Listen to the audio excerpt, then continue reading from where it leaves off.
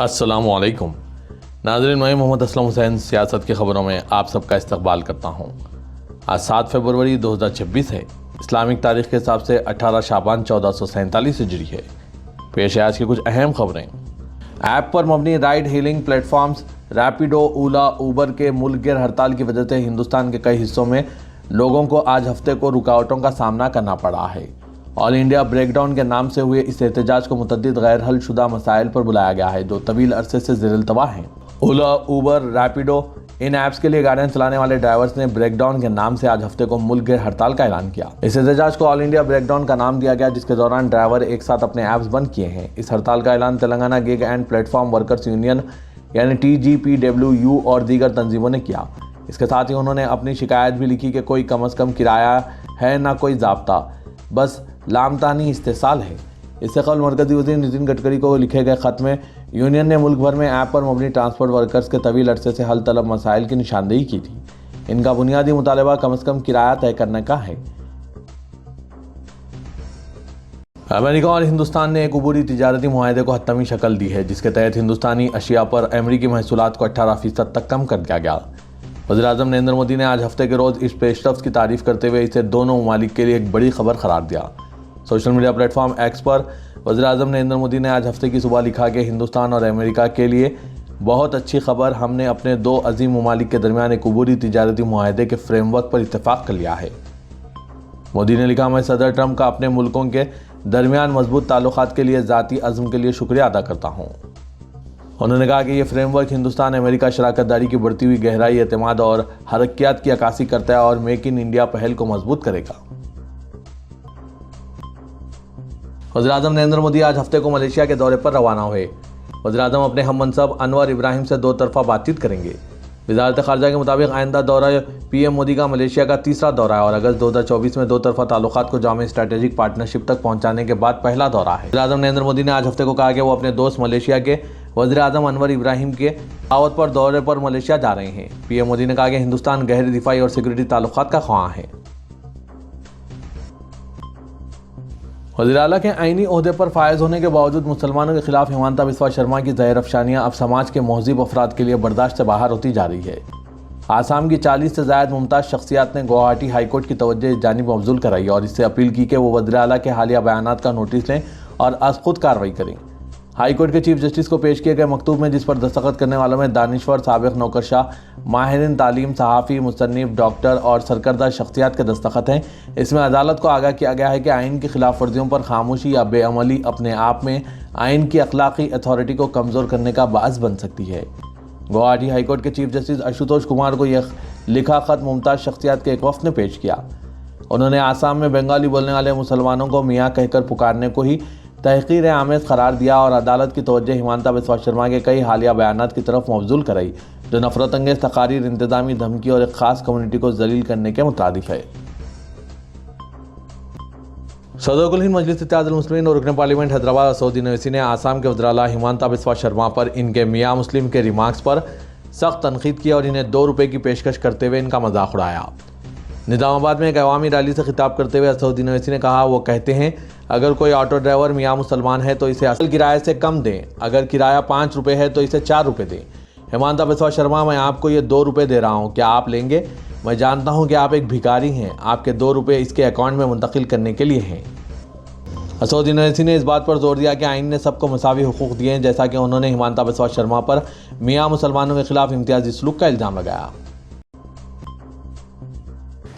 Film director Amit Prajapati की हिदायतकारी में बन रही फिल्म गाँव दान के टीज़र की रिलीज़ के फ़ौरन बाद एक नया तनाज़ा खड़ा हो गया है। कांग्रेस पार्टी के रहनुमा अंशु अवस्थी और मौलाना इसहाक गौड़ा ने फिल्म के खिलाफ शदीद एहतजाज दर्ज कराया है और इसे समाज और नफरत फैलाने की कोशिश करार दिया। मौलाना इसहाक ने अपने बयान में कहा है कि बॉलीवुड फिल्मों के जरिए नफरत को फ़रोग़ देने का रुझान बढ़ता जा रहा है। उन्होंने मुस्लिम समाज और तमाम अमन पसंद लोगों से अपील की है कि वो फिल्म गावदान का मुकम्मल बॉयकॉट करें। इनका कहना था कि फिल्म का टीज़र एक ख़ास तबके को निशाना बनाकर पेश किया गया है जो समाजी हम आहंगी के लिए नुकसानदा है। फिल्म के टीज़र में एक ऐसा मंजर दिखाया गया जिसमें टोपी पहने एक मुस्लिम शख्स पर पुलिस एहलकार पिस्टल तानकर मुबैना तौर पर तौहीन-आमेज़ जुमला कहता नजर आता है। इसी मंजर को लेकर कांग्रेस रहनुमा अंशु अवस्थी ने सख्त एतराज़ जाहिर किया और कहा कि इस तरह की मंजरकशी समाज में तासुब और नफरत को बढ़ावा देती है। उन्होंने फिल्म गौदान की रिलीज पर फौरी पाबंदी आयद करने का मुतालबा करते हुए कहा कि यह फिल्म समाज को जोड़ने के बजाय तोड़ने का काम कर रही है। राष्ट्रीय स्वयं सेवक संघ ने तंजीम के बारे में फैली हुई मुबैना गलतफहमियों को दूर करने के दावे के साथ कश्मीर से कन्याकुमारी तक ध्वज यात्रा का बाज़ाब्ता आगाज किया। यात्रा की अलामती शुरुआत श्रीनगर के तारीखी लाल चौक से की गई, जहां शुरा ने तिरंगा और तंजीमी परचम के साथ मार्च किया। बादशाह ये यात्रा टूरिस्ट रिसेप्शन सेंटर पर इख्तिताम पजीर हुई, जहां से मुख्तलिफ रियासतों के लिए शुरा गाड़ियों के काफिले की सूरत में रवाना हुए। ज़राए के मुताबिक RSS का कहना है कि इस यात्रा का मकसद मुल्क के मुख्तलिफ हिस्सों में जाकर तंजीम के बारे में पाई जाने वाली गलतफहमियों को दूर करना है। जमात-उल मुवहिदीन के सदर मौलाना अरशद मदनी ने उधमपुर जम्मू कश्मीर में पहले मरहले में सैलाब मुतासरीन में 15 नए तामीरशुदा मकानात की तकसीम करते हुए इनकी चाबियां सौंपी। उन्होंने इस मौके पर कहा कि सिर्फ कश्मीर हमारा नहीं बल्कि कश्मीरी भी हमारे हैं। उन्होंने मुल्क में नफरत की फिजा पर बरहमी का इजहार करते हुए कहा है कि नफरत के सौदागरों और हिंदू राष्ट्र का ख्वाब देखने वालों को नेपाल से सबक हासिल करना चाहिए। एक दिन ऐसा ज़रूर आएगा जब जालिमों के गले में जंजीरें होंगी और मुल्क एक बार फिर प्यार, मोहब्बत और इंसाफ के साये में तरक्की करेगा। मुल्क की दारकूमत दिल्ली में इन दिनों दहशत और जिगर के टुकड़ों के लापता होने पर गम का माहौल है। बूढ़े, बच्चे, मर्द, ख्वातीन कोई भी दिल्ली में खुद को महफूज नहीं पा रहा है। घर से कोई शख्स अगर काम के लिए निकलता है तो ख्वातीन यही दुआ करती है कि वो शाम को खैरियत से वापस आ जाएं। आजकल गलियों में भी सन्नाटा छाया हुआ है। जहां देर तक बच्चे गलियों और बाजारों में घूमते थे, अब वालिदैन बच्चों को बाहर निकलने नहीं दे रहे हैं। दिल्ली में गुमशुदा लोगों के जो आदाद शुमार सामने आए हैं, इससे लोगों की परेशानी में इजाफा लाजमी है। 10 साल डेटा पर नज़र डालते हैं। 2016 से लेकर जनवरी 2026 तक दिल्ली में कुल 2,32,737 लोग लापता हुए हैं। इनमें सभी उम्र के लोग हैं। इनमें 99,665 मर्द व बच्चे, 1,33,072 ख्वातीन व बच्चियां शामिल हैं। इनमें से पुलिस 1,80,411 लोगों को तलाश करने में कामयाब रही, लेकिन इन 10 सालों में 52,356 लोग अभी भी लापता हैं, जिनका आज तक कोई सुराग नहीं मिल पाया है। डेटा पर अगर नज़र डालें तो हर साल ख्वातीन और बच्चियों के लापता होने की तादाद ज़्यादा है। पुलिस ने इस हवाले से गलत खबरें फैलाने वालों के खिलाफ कार्रवाई की है। वहीं उम्र के लिहाज से अगर बात की जाए, 2016 से लेकर जनवरी 2026 तक इन 10 सालों में चंद माह से लेकर 18 साल उम्र तक के 60,694 बच्चे गायब हुए। इनमें 20,065 लड़के और 20,629 लड़कियां शामिल हैं। हालांकि पुलिस ने गुमशुदा लोगों को पकड़ने के लिए ऑपरेशन मेलाप भी चलाया हुआ है, जिसके तहत करीब हर रोज़ बच्चों की बाजियाबी तो हो रही है, मगर ये अभी तक पता नहीं लग पाया कि दिल्ली में कौन सा गिरोह सरगर्म है, वो गुमशुदा लोगों के साथ क्या वारदात अंजाम देते हैं।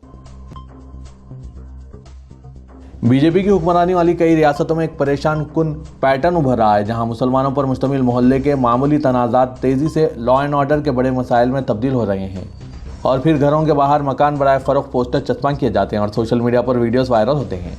मुस्लिम कुंभों का कहना है कि पुलिस की कार्रवाई अक्सर अवामी दबाव के बढ़ने के बाद होती है, जिससे वो खुद को गैर महफूज महसूस करते हैं और इन्हें निशाना बनाया जाता है। ताज़ा तरीन मामला उत्तराखंड के ज़िला उधम सिंह नगर के रुद्रपुर का है। इसकी शुरुआत सुभाष कॉलोनी में 2 पड़ोसी कुंभों के बच्चों के दरमियान झगड़े से हुई, जो एक मामूली तनाज़े के तौर पर शुरू हुआ, वो फौरी तौर पर पुलिस केस में तब्दील हो गया और फिर एक कुंभे ने अपने घर के बाहर मकान बराए फ़रोख्त का पोस्टर लगाया, जिसमें यह दावा किया गया कि इन्हें ख़ास फ़िरक़े के अराकीन की तरफ से हरासा किए जाने की वजह से मकान छोड़ने पर मजबूर किया जा रहा है। शिकायत के मुताबिक कमलेश फैमिली के अफराद ने अपने मुसलमान पड़ोसियों पर इन पर हमला करने का इल्ज़ाम लगाया। कमलेश ने इल्ज़ाम लगाया कि इसकी मां उर्मिला के सर में चोटें आई हैं और इन्हें ज़िला अस्पताल में दाखिल कराया गया। उन्होंने ये भी दावा किया कि शिकायत को पुलिस के जरिए नज़रअंदाज किया गया था। कमलेश ने कहा कि हम कई बार पुलिस के पास गए, लेकिन किसी ने हमारी बात नहीं सुनी। जब हमने मकान बेचने का बोर्ड लगाया तो पुलिस ने आकर कार्रवाई की। पोस्टर लगने और वीडियो ऑनलाइन फैलने के फ़ौरन बाद पुलिस ने नामजद मुसलमानों के खिलाफ रिपोर्ट दर्ज करके तहकीकात का आगाज़ किया। रद्द-ए-अमल में अचानक तब्दीली ने मुकामी मुसलमानों में कानून के तहत मसावी सलूक के बारे में संगीन सवालात को जन्म दिए हैं। रुद्रपुर सिटी सर्कल अफसर प्रशांत कुमार ने पुलिस की कार्रवाई की तस्दीक की, लेकिन यह भी तस्लीम किया कि झगड़ा बच्चों के दरमियान शुरू हुआ था।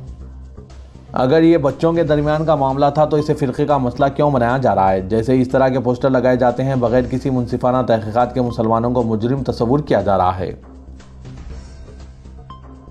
रियासत तेलंगाना के chief electoral officer Sudarshan Reddy ने तमाम सियासी पार्टियों पर जोर दिया कि रियासत में फहरिस्त राय दहिंदगान पर खुसूसी नजरसानी मुहिम यानी SIR के आगाज़ से कबल हर पोलिंग स्टेशन के लिए कम से कम एक बूथ सतह के एजेंट का तखर्रुर करें। उन्होंने कहा कि बूथ सतह पर बेहतर तालमेल के जरिए फहरिस्त राय दहिंदगान पर नजरसानी के काम को आसान बनाया जा सकता है। चीफ इलेक्टोरल ऑफिसर ने मुस्लिमा सियासी पार्टियों के नुमाइंदों के साथ इजलास मुनक़िद किया। उन्होंने कहा कि पोलिंग स्टेशनों के लिए एजेंट्स का ताल्लुक मुकामी इलाके से होना चाहिए जो राय दहिंदों से बखूबी वाकिफ हो।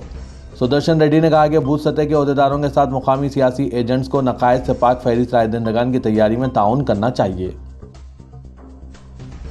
तेलंगाना हाईकोर्ट ने आधार के बगैर सरकारी दवाखानों में इलाज की सहूलतें फराहम न करने पर बरहमी का इजहार करते हुए इस सिलसिले में हुकूमत से वजाहत तलब की है। चीफ जस्टिस सुरेश कुमार सिंह और जस्टिस GM मुहिउद्दीन पर मुश्तमिल बेंच ने हुकूमत से सवाल किया कि इमरजेंसी की अहमियत है या फिर आधार को तरजीह दी जानी चाहिए। हाईकोर्ट में के राजू नामी शख्स ने मफाद आमा की दरख्वास्त दायर करते हुए शिकायत की कि SC तबके से ताल्लुक़ रखने वाली एक लड़की को एम्बुलेंस खिदमात महज इसलिए फराहम नहीं की गई कि इनके पास आधार कार्ड नहीं है। मेडिकल इमरजेंसी के बावजूद एम्बुलेंस फराहम करने से इनकार किया गया। चीफ जस्टिस ने सवाल किया कि अगर कोई सड़क पर पाया जाए तो क्या इसे हॉस्पिटल मुंतकिल किया जाएगा या फिर आधार कार्ड की जांच होगी। चीफ जस्टिस ने हुकूमत को अंदरून 2 हफ्ते जवाब दाखिल करने की हिदायत दी। शहर हैदराबाद के पॉश इलाके जुबली हिल्स में पेश आई एक सनसनीखेज वारदात में नेपाल से ताल्लुक़ रखने वाले सारिकीन की टोली ने अपार्टमेंट के वॉचमैन को बेहोश करके तिलाई जेवरात का सरखा करके फरार हो गए। तफसीलात के मुताबिक जुबली हिल्स पुलिस स्टेशन हुदूद के नंदागिरी हिल्स इलाके में नेपाली गैंग की जानिब से सरखे की वारदात पेश आई है। पुलिस के मुताबिक मुलजिमीन ने एक मकान के वॉचमैन को कोल्ड ड्रिंक में नशा आवर दवा मिलाकर पिलाई, जिसके बाद वो बेहोश हो गया। जिसके बाद मुलजिमीन घर में दाखिल हुए और वहां मौजूद लॉकर तोड़ते हुए तिलाई जेवरात का सरखा कर लिया। वॉचमैन होश में आने के बाद सरखा होने का पता लगाया और उसने वहां के मुक़ीम अफराद को इसकी इत्तला दी, जिस पर पुलिस जुबली हिल्स में शिकायत दर्ज कराई गई।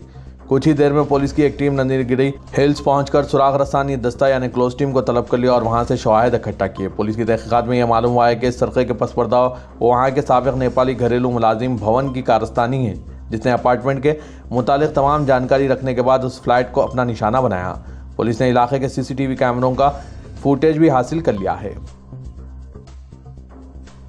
तेलंगाना के वज़ीर आला रेवंत रेड्डी ने निज़ामाबाद के दौरे के मौके पर एक बड़े अवामी जलसे से खिताब करते हुए BJP और BRS पर शदीद तनकीद की। उन्होंने कहा कि BJP और BRS के दरमियान फेविकॉल जैसा मजबूत बंधन है और इनमें से किसी एक को वोट देना दरअसल एक ही बात है। उन्होंने अवाम को खबरदार करते हुए कहा कि इन जमातों को वोट देना मूसा नदी में वोट डालने के मुतरादिफ है। वज़ीर आला ने BJP के सदर रामचंद्र राव की जानिब से इन्हें रेवंत उद्दीन कहे जाने पर रद्दअमल जाहिर करते हुए कहा कि इन्हें इस लक़ब पर फ़ख्र है। उन्होंने कहा कि BC तहफ़्फ़ुज़ात से मुतालिक करारदाद मंजूर होने पर MLC महेश कुमार गौड़ ने इन्हें रेवंत गौड़ कहा था, जबकि मुख्तलिफ तबक़ात ने भी इन्हें अपने अपने तबक़े से जोड़कर लक़ाबात दिए हैं। यहाँ तक कि सिख बरादरी और मुसलमान भी मोहब्बत से इन्हें मुख्तलिफ नामों से पुकारते हैं, जिस पर इन्हें कोई एतराज़ नहीं बल्कि फ़ख्र महसूस होता है।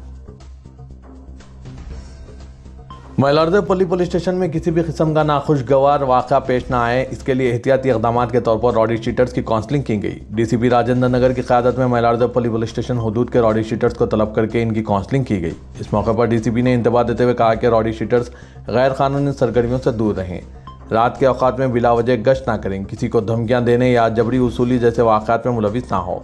उन्होंने कहा कि अगर इलाके में अमन व ज़ब्त को मुतासिर करने वाली किसी भी सरगर्मी में मुलविस होने पर इनके खिलाफ सख्त कार्रवाई की जाएगी। PD एक्ट के तहत भी कार्रवाई का इंतबाह दिया गया। रुकन असेंबली नामपल्ली व इंचार्ज बल्दी इंतखाबात निर्मल मोहम्मद माजिद हुसैन ने अपनी इंतखाबी मुहिम के दौरान वार्ड नंबर 23 मोहल्ले कबूतर कमान में वाक़ मस्जिद उस्मानिया में नमाज जुम्मा अदा की, जिसके बाद मुतालिका वार्ड के नुमाइंदे मजलिसी उम्मीदवार मोहम्मद सलमान शेख के हमरा मुसल्लियों से मुलाकात करते हुए वार्ड नंबर 23 के मजलिसी उम्मीदवार के हक़ में वोट का इस्तेमाल करने की अपील की। माजी हुसैन ने मुसल्लियों से गुजारिश की कि वो अलग सुबह मरकज़ रायदही पहुंचकर पतंग के मोहर के बटन को दबाकर वार्ड नंबर 23 के मजलिसी उम्मीदवार तहसीन सुल्ताना को कामयाब बनाएं।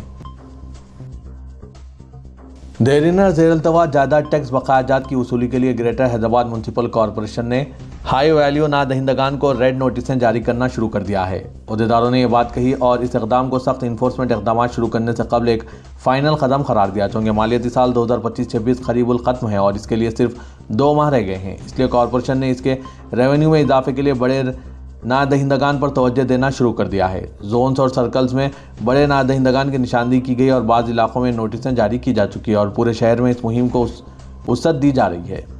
जायदाद टैक्स का GHMC की जुमला टैक्स आमदनी में हिस्सा अहम होता है।